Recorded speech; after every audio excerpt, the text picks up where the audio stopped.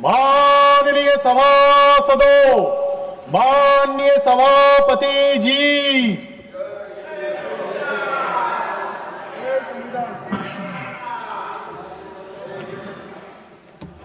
Honorable Prime Minister जी,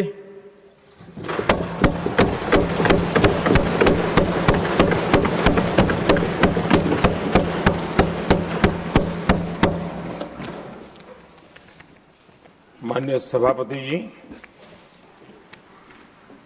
पश्चिम Asia में चल रहे युद्ध और उससे बनी परिस्थितियों से हम सभी परिचित हैं। मैं आज संसद के उच्च सदन के सामने और देशवासियों के सामने इन विकट परिस्थितियों पर सरकार का पक्ष साझा करने के लिए उपस्थित हुआ हूं। पश्चिम एशिया में चल रहे इस युद्ध को 3 सप्ताह से अधिक का समय हो चुका है।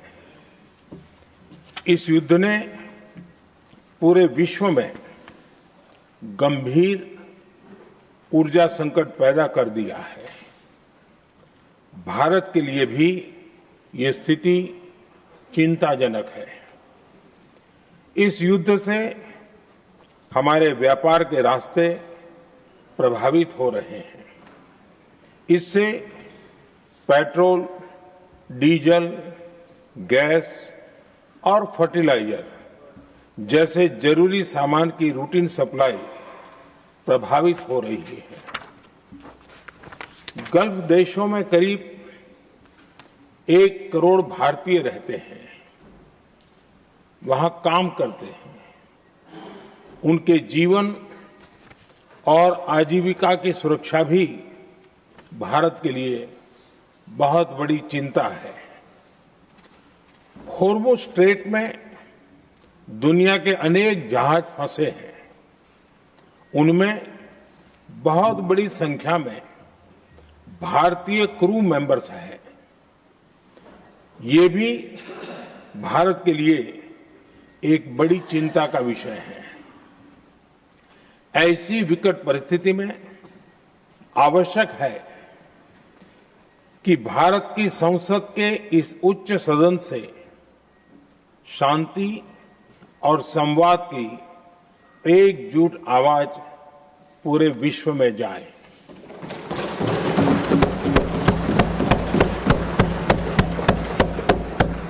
सभापति जी, युद्ध की शुरुआत के बाद से मैंने पश्चिम एशिया के ज्यादातर देशों के राष्ट्राध्यक्षों के साथ 2 राउंड फोन पर बात की है।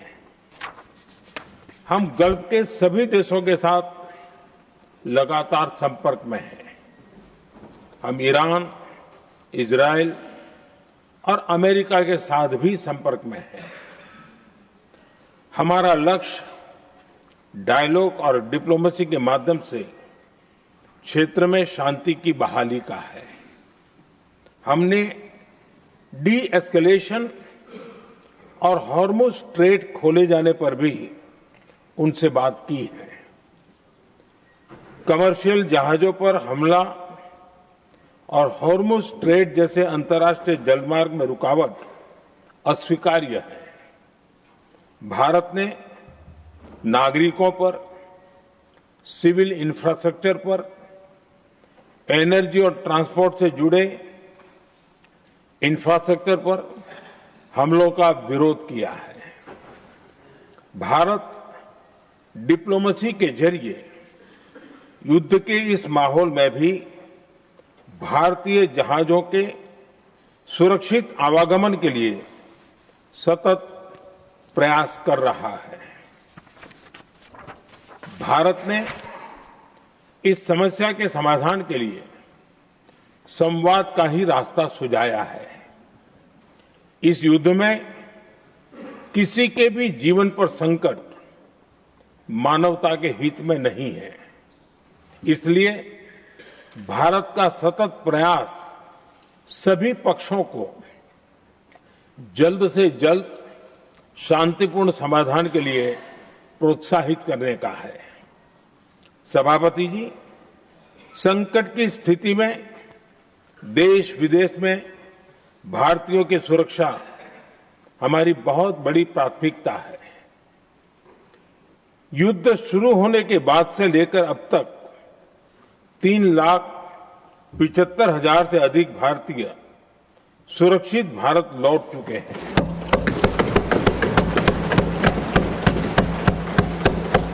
ईरान से ही अभी तक 1,000 से अधिक भारतीय सुरक्षित वापस लौटे हैं।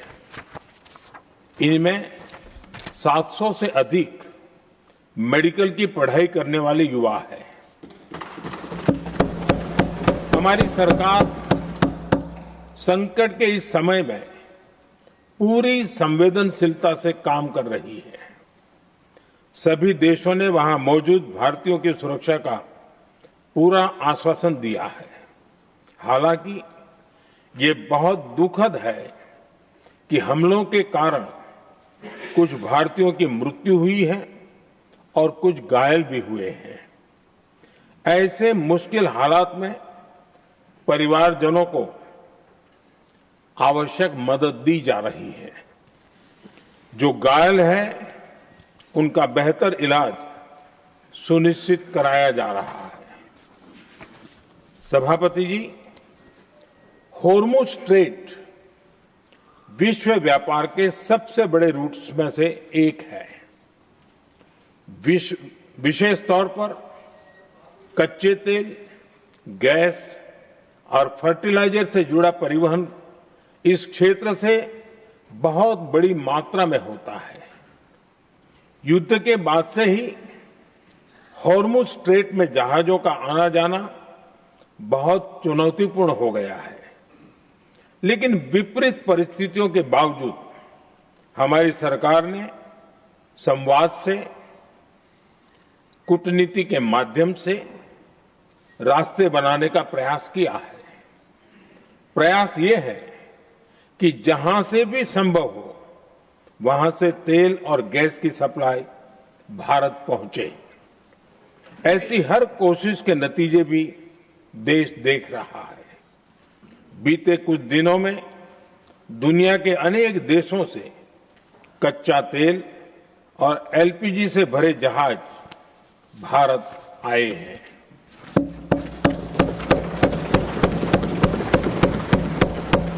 इस दिशा में हमारे प्रयास आने वाले दिनों में भी जारी रहेंगे।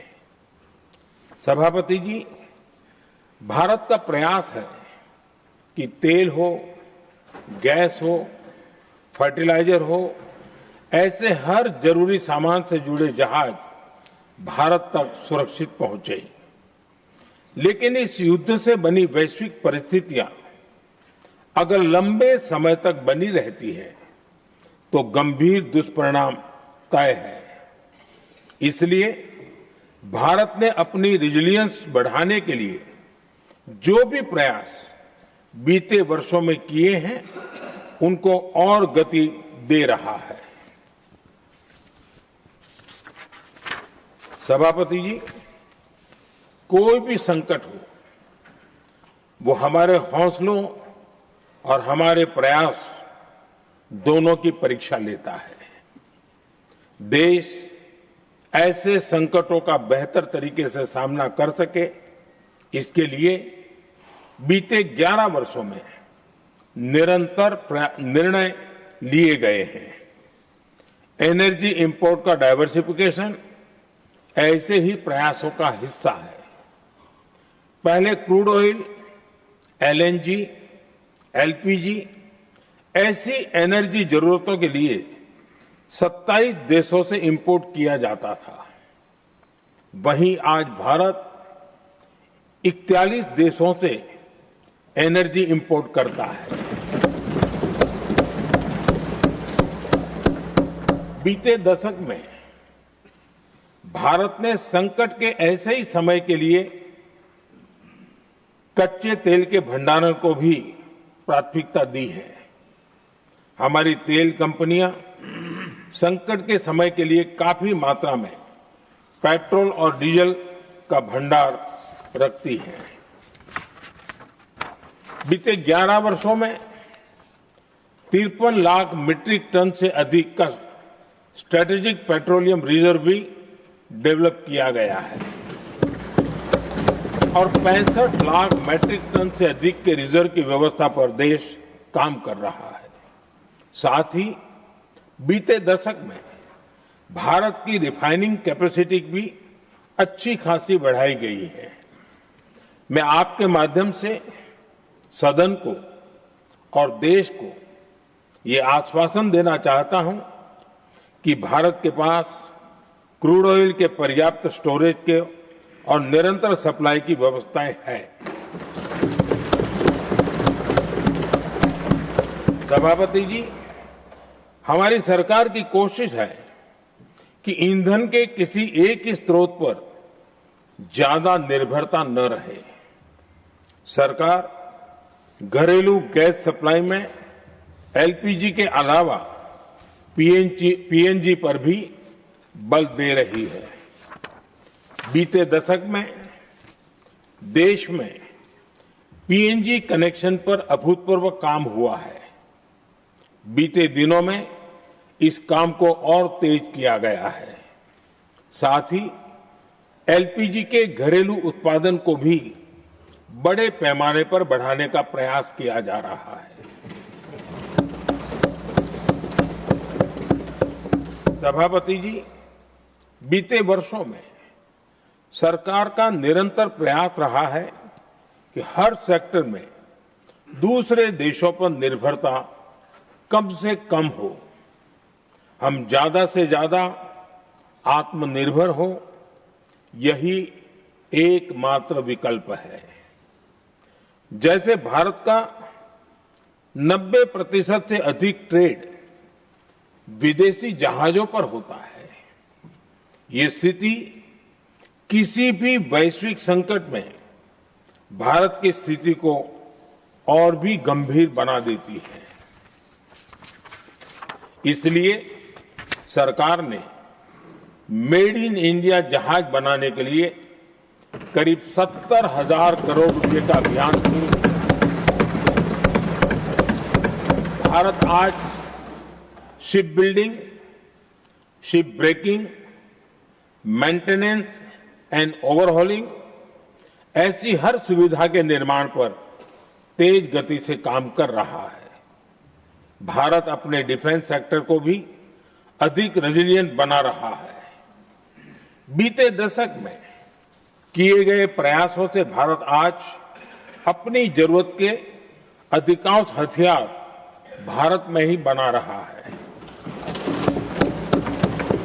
एक समय था जब भारत अपने जीवन रक्षक दवाओं के कच्चे माल यानी एपीआई के लिए भी दूसरे देशों पर बहुत अधिक निर्भर था। बीते वर्षों में देश ने भारत में ही एपीआई इकोसिस्टम बनाने के लिए अनेक प्रयास किए हैं। इसी प्रकार रेयर अर्थ मिनरल्स में विदेशी निर्भरता को कम करने के लिए भी बड़े कदम उठाए जा रहे हैं।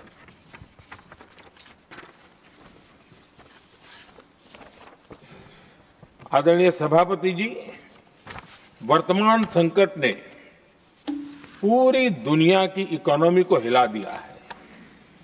अभी तक पश्चिम एशिया में जो नुकसान हुआ है उससे रिकवर होने में भी दुनिया को बहुत समय लगेगा। भारत पर इसका कम से कम दुष्प्रभाव हो, इसके लिए निरंतर प्रयास किए जा रहे हैं।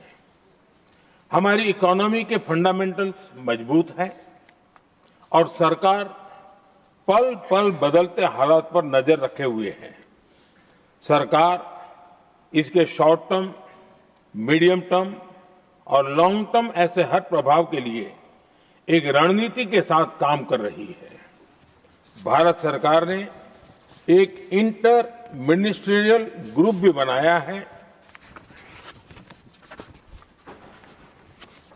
ये ग्रुप नियमित मिलता है और हमारे इंपोर्ट एक्सपोर्ट में आने वाली हर दिक्कत का आकलन करता है और ये ग्रुप आवश्यक समाधान पर भी निरंतर काम करता रहा है। जैसे कोरोना के समय में अलग अलग सेक्टर्स की चुनौतियों से निपटने के लिए एक्सपर्ट्स और ऑफिसर्स के एम्पावर्ड ग्रुप्स बने थे, वैसे ही कल ही ऐसे 7 नए एम्पावर्ड ग्रुप्स का भी गठन किया गया है। ये group supply chain, petrol diesel, fertiliser, gas, महंगाई ऐसे विषयों पर त्वरित और दूरगामी रणनीति के तहत कार्रवाई करने का काम करेंगे। मुझे पूरा भरोसा है कि साझा प्रयासों से हम परिस्थितियों का बेहतर सामना कर पाएंगे। आदरणीय सभापति जी, सरकार ये भी प्रयास कर रही है कि आने वाले बुआई के सीजन में किसानों को पर्याप्त खाद मिलती रहे। सरकार ने खाद की पर्याप्त सप्लाई के लिए आवश्यक तैयारियां की हैं। सरकार का निरंतर प्रयास है कि किसानों पर किसी भी संकट का बोझ न पड़े।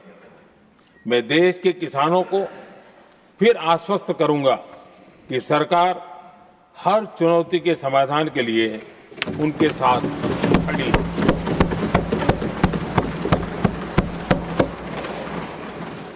आदरणीय सभापति जी, ये राज्यों का सदन है। आने वाले समय में ये संकट हमारे देश की बड़ी परीक्षा लेने वाला है और इस परीक्षा में सफलता के लिए राज्यों का सहयोग बहुत आवश्यक है। इसलिए इस सदन के माध्यम से मैं देश के सभी राज्यों की सरकारों से भी कुछ आग्रह करना चाहता हूं। संकट के समय गरीबों पर, श्रमिकों पर, प्रवासी साथियों पर बहुत बुरा असर पड़ता है। इसलिए पीएम गरीब कल्याण अन्न योजना का लाभ समय पर मिलता रहे, ये सुनिश्चित करना होगा। जहां प्रवासी श्रमिक साथी काम करते हैं, उनकी परेशानियों को दूर करने के लिए प्रोएक्टिव कदम उठाए जाएं। ऐसी स्थितियों पर नजर रखने के लिए राज्य सरकारें विशेष व्यवस्थाएं करें तो इससे काफी सुविधा होगी। राज्य सरकारों को एक और चुनौती पर भी बहुत अधिक ध्यान देना होगा। ऐसे समय में कालाबाजारी करने वाले, जमाखोरी करने वाले बहुत एक्टिव हो जाते हैं। जहां से भी ऐसी शिकायतें आती हैं, वहां त्वरित कार्रवाई होनी चाहिए। जरूरी चीजों की सप्लाई निर्बाध चलती रहे, ये सुनिश्चित करना हर राज्य की प्राथमिकता होनी चाहिए। आदरणीय सभापति जी, मैं सभी राज्य सरकारों से एक अनुरोध और करना चाहता हूं। संकट चाहे कितना भी बड़ा हो, भारत की तेज ग्रोथ बनाए रखना हम सभी का दायित्व है।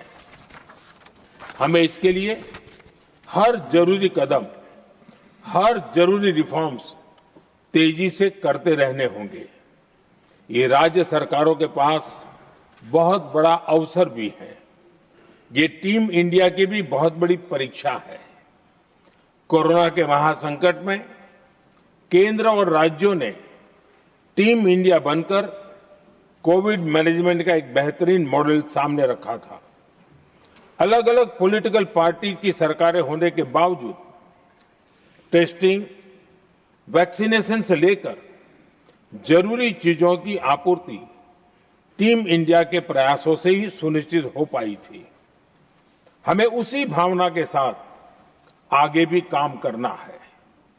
सभी राज्य सरकारों और केंद्र सरकार के प्रयासों से देश इस गंभीर वैश्विक संकट का प्रभावी रूप से सामना कर पाएगा। आदरणीय सभापति जी, ये संकट अलग प्रकार का है और इसके समाधान भी अलग प्रकार से ही तय किए जा रहे हैं। हमें धीरज के साथ, संयम के साथ, शांत मन से हर चुनौती का मुकाबला करना है। आदरणीय सभापति जी, जैसा कि हम देख रहे हैं कि इस युद्ध को लेकर पल पल में हालात बदल रहे हैं, इसलिए मैं देशवासियों से भी कहूंगा कि हमें हर चुनौती के लिए तैयार रहना ही होगा।